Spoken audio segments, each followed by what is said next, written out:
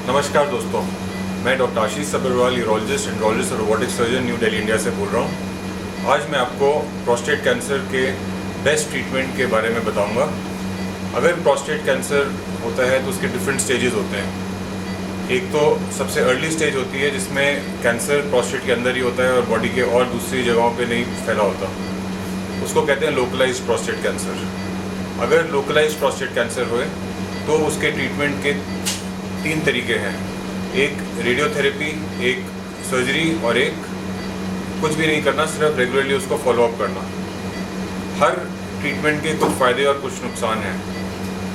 मैं एक robotic surgeon हूं और मैं आपको रोबोटिक सर्जरी के बारे में फ़ायदे बताऊंगा और ये भी बताऊंगा कि इसमें क्या फ़ायदे हैं जो दूसरी ट्रीटमेंट्स में नहीं है।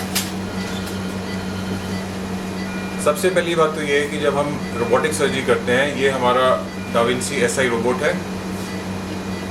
इससे जब हम सर्जरी करते हैं तो 5 छोटे होल्स के थ्रू ही हम लोग पूरे के पूरे प्रोस्टेट की सर्जरी करते हैं।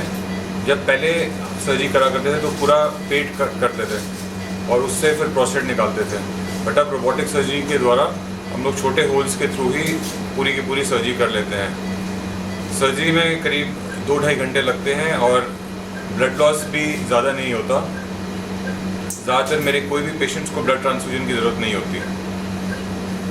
इस सर्जरी में 3D HD विजन होता है, जो इस विजन कार्ड के थ्रू हम देखते हैं। इसके अंदर हम जब देखेंगे तो 3D HD विजन आती है, जिससे हम बहुत ही प्रिसाइज सर्जरी कर सकते हैं। जिससे हम यूरिन कंट्रोल के लिए जो नर्व्स होती हैं, सेक्सुअल फंक्शन की जो नर्व्स होती हैं, उनको प्रिजर्व कर सकते हैं। जब हम रोबोटिक सर्जरी करके पूरा प्रोस्टेट निकालते हैं तो पूरा का पूरा प्रोस्टेट निकाल के उसको हम लोग बायोप्सी के लिए भेजते हैं। बायोप्सी के लिए जब भेजते हैं तो 5-7 दिन में उसकी रिपोर्ट आती है। उससे पता चल जाता है कि कैंसर प्रोस्टेट के अंदर ही था कि थोड़ा माइक्रोस्कोपिकली प्रोस्टेट के बाहर निकला हुआ है।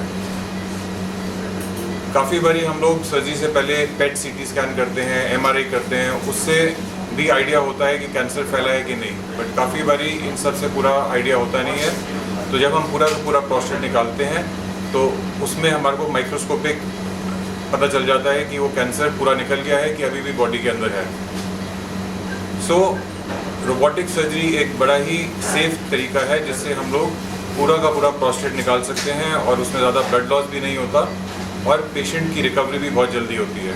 मेरे कोई भी पेशेंट्स ICU में नहीं जाते, सारे के सारे 2-3 घंटे रिकवरी में रह के रूम में जाते हैं और उनको ब्लड ट्रांसफ्यूजन की कोई ज़रूरत नहीं होती और 2 या 3 दिन के बाद हम पेशेंट को डिस्चार्ज कर देते हैं। तो रोबोटिक सर्जरी से कोई डरने की बात नहीं है। दूसरी बात, अगर हम रोबोटिक सर्जरी को रेडियोथेरेपी से कंपेयर करें तो रोबोटिक सर्जरी के अंदर हम कैंसर निकाल देते हैं और उसके बाद हमारे को कोई और ट्रीटमेंट की ज़रूरत नहीं पड़ती। रेडियोथेरेपी के बाद हमारे को पता भी नहीं होता कि हमने कैंसर निकाला है कि नहीं निकाला। हो सकता है कैंसर अभी अंदर ही होए और कैंसर सेल रेडिएशन से मरे ना होए, और साथ में 2 साल की हार्मोन थेरेपी चलती है जिससे PSA कम रहता है। तो 2 साल के बाद जब PSA बढ़ना शुरू होगा तो हमें पता चलेगा कि रेडिएशन का कोई फ़ायदा ही नहीं हुआ और उस टाइम पे हम सर्जरी भी नहीं कर सकते, क्योंकि रेडिएशन की वजह से सारा का सारा प्रोस्टेट अपने सराउंडिंग एरिया में चिपक चुका है। अगर किसी को लोकली एडवांस्ड कैंसर होता है तो रोबोटिक सर्जरी के बाद रेडिएशन 3 से 6 महीने के बाद आसानी से दे सकते हैं, लेकिन रेडिएशन के बाद सर्जरी करना बहुत ही मुश्किल है। तो अगर हमारे को टोटल कैंसर कंट्रोल चाहिए और उसमें हमारे को मल्टी मोडल थेरेपी चाहिए तो उसके अंदर सबसे पहले हम सर्जरी करते हैं, उसके बाद रेडिएशन करते हैं। हम उल्टी चीज़ नहीं कर सकते क्योंकि रेडिएशन के बाद सर्जरी करना आसान नहीं है। तो दोस्तों, अगर आपको रेडिएशन और सर्जरी के बारे में भी आप सोच रहे हैं कि कौन सी चीज़ करानी चाहिए, उसमें रेडिएशन के जो नुकसान है वो यही है कि हम कैंसर को बाहर नहीं निकालते, बॉडी के अंदर ही रहता है, तो कभी कभी वो वापस आ सकता है और उसको सर्जरी करके हम निकाल भी नहीं सकते। बट अगर हम सर्जरी करते हैं तो पूरा का पूरा कैंसर निकल जाता है और उसके बाद हम इजीली रेडिएशन भी कर सकते हैं अगर ज़रूरत पड़े तो।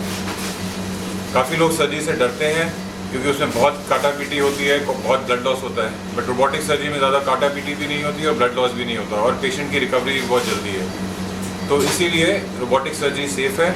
और आप अगर प्रोस्टेट कैंसर से सफ़र कर रहे हैं या आपके कोई रिलेटिव प्रोस्टेट कैंसर से सफ़र कर रहे हैं तो ज़रूर रोबोटिक सर्जरी ही चूज़ करिए। एक और चीज़ मैं बताना चाहूँगा कि सिर्फ ऐसा ही नहीं होता जिस भी हॉस्पिटल में रोबोट हुए वहीं जाके आप सर्जरी करा लीजिए। रोबोट अपने आप नहीं चलता। रोबोटिक सर्जरी के पीछे एक सर्जन होता है जो फुली ट्रेंड सर्जन होना चाहिए, क्योंकि काफ़ी लोग रोबोट आने में अपने आप ही रोबोट के ऊपर ट्रेनिंग करते हैं और उसी पेशेंट्स के ऊपर प्रैक्टिस करते हैं। उससे बहुत कॉम्प्लिकेशंस होती हैं, ब्लड लॉस होता है, बहुत प्रॉब्लम हो सकती है। तो रोबोटिक सर्जरी सेफ़ है कि मतलब ये नहीं है कि आप कहीं पे भी रोबोटिक सर्जरी जाके करा लीजिए और वहाँ वो सेफ़ हो जाएगा। उसके लिए आप एक ट्रेंड सर्जन जिसने फॉर्मल फेलोशिप करी है उसी से ट्रीटमेंट कराइए। तो आशा करता हूँ आपको ये चीज़ मेरी समझ आई होगी। अगर आपको प्रोस्टेट कैंसर के बारे में और भी कुछ समझना है तो आप मेरी वेबसाइट पे जा सकते हैं, जिसमें प्रोस्टेट कैंसर के बारे में पूरी इन्फॉर्मेशन है। और अगर आप मेरे को कॉन्टैक्ट करना चाहते हैं तो मेरे को ईमेल पे या व्हाट्सएप पे कॉन्टैक्ट कर सकते हैं। मेरा ईमेल एड्रेस और व्हाट्सएप नंबर नीचे डिस्क्रिप्शन में लिखा हुआ है। धन्यवाद।